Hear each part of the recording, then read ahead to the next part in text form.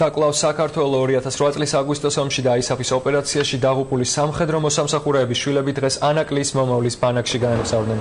10 დღის განმავლობაში ისინი სხვა მოზარდებთან ერთად დაისვენებენ პროექტი ნატოსა და ევროკავშირის შესახებ საინფორმაციო ცენტრის, თავდაცვის სამინისტროსა და ბავშვთა და ახალგაზრდობის ეროვნული ცენტრის ინიციატივით ხორციელდება.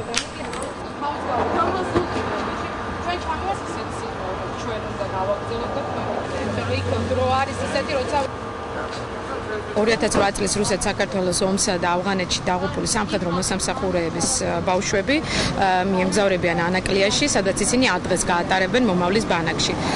ჩვენ გვინდოდა განსაკუთრებით აგვისტოს თვეში გამოგვეხატა ჩვენი თანადგომა და მხარდაჭერა ამ ოჯახებისათვის და გავაკეთეთ ეს აქცია თავდაცვის სამინისტროსთან და სპორტისა და ახალგაზრდობის სამინისტროსთან ერთად და ეს არ იქნება ერთჯერადი. ძალიან მიხარია რომ მივდივართ ანაკლის ბანაკში, ჩემი აზრით კარგი იქნება ეს როგორც კონტაქტების შესაძენად მომავალში ურთიერთობებისთვის გავიცნობთ ბავშვებს იქ გავერთობით დავისვენებთ ძალიან მიხარია რომ აფასებენ დაღუპულებს